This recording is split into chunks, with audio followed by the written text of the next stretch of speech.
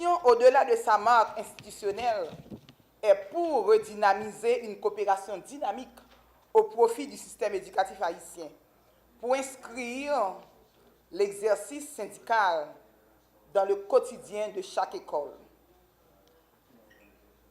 pour un vaste plan de formation d'enseignants, pour construire des écoles décentes, d'infrastructures scolaires décentes. L'école doit cesser d'être une entreprise. C'est un service public. Il est d'une responsabilité de l'État. Les travaux avec la délégation, les rencontres, les tables rondes viseront à mettre l'éducation en avant dans l'effort de la reconstruction. Une délégation pour un partage d'expériences sur le fléau du travail des enfants. Le tableau de la liberté éclaboussé par l'esclavage des enfants, enfants des rues, restaveks, domestiques, corvéables et taillables à merci. Une délégation pour reconstruire notre coopération nord-sud, sud-sud. Ironie de la géographie, Haïti si loin de la Caraïbe et si proche de l'Amérique du Nord et de l'Europe.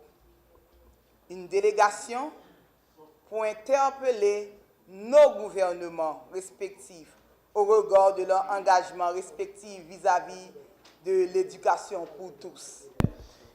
Après le tremblement de terre de 2010, c'est un tremblement de terre qui a été ravageur, donc qui a saccagé le parc scolaire, qui a fait des pertes, qui a occasionné des pertes au niveau des ressources humaines, des enseignants, des inspecteurs. C'est beaucoup d'agents éducatifs ont été tués, ont disparu.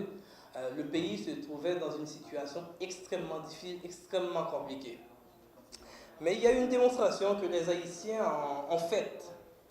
Parce que quelques 2 ou 3 mois, c'est janvier, février, mars, avril, il y a eu un retour à l'école. La situation était terrible, mais peu de temps après, le retour à l'école a été effectif.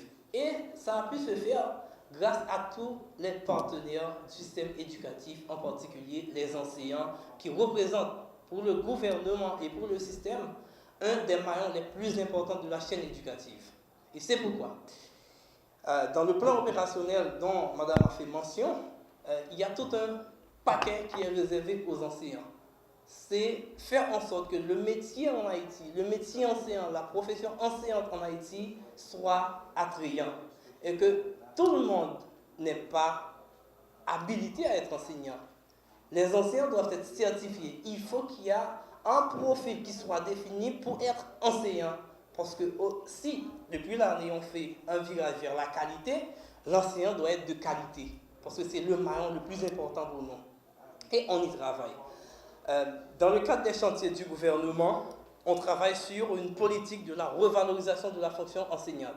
Et cette politique prend en compte plusieurs éléments, dont les conditions de salaire. Parce que Mme Loud du CNIH l'a fait remarquer, et le salaire perçu par les enseignants est très modique.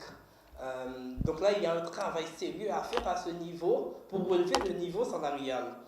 Et l'accès à des services sociaux, ça c'est un aspect fondamental pour les enseignants. Je parle de la question d'assurance, je parle d'autres aspects, par exemple accès à des crédits, et je regarde avec le gouvernement si les enseignants ne pourraient pas avoir un statut particulier, parce que ce sont des gens particuliers, parce qu'ils font un travail particulier, et donc ils doivent être traités en tant que tels. Et ça, on fait le plaidoyer pour y parvenir.